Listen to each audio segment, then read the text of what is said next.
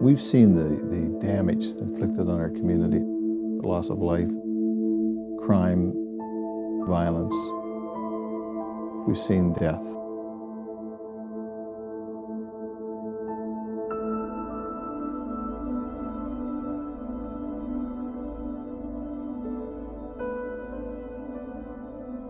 Over the last 10 years, I've seen a huge increase in overdoses, and I've seen people die from this that didn't need to die.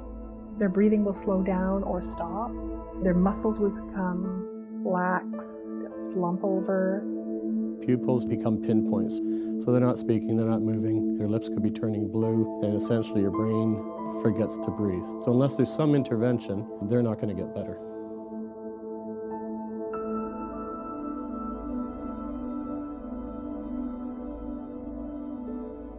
It's the immediate antidote, I guess we'd call it, for a person in crisis with having ingested drugs. Naloxone is a competitive antagonist, it's called. It's harmless. Unless somebody's allergic to it, it's not going to cause any effects. It's very specific for opioid receptors in the brain. When it's given to people, it will reverse an overdose because it competes, and it actually outcompetes the opioid. And it's a life-saving tool. It's only temporary, however, so depending on how much of an opioid somebody has taken, it may only be temporary and somebody might slip back into overdose. To administer naloxone, the first rule is to call 911. The danger is when naloxone will wear off after half an hour, 45 minutes.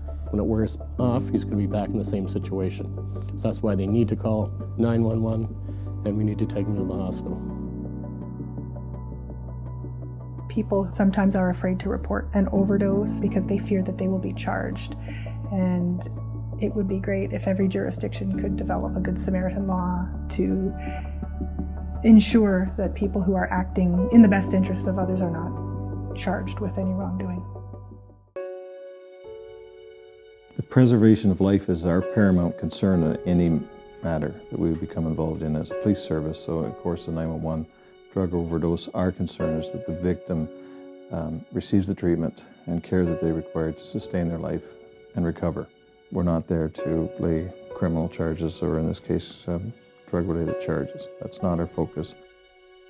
We are one partner in a process or a collaborative that would hopefully bring some relief to our community and in positively dealing with the issue. But without the other partners, we just can't go it alone. So we need the harm reduction, we need the education prevention pieces, and we definitely need the treatment.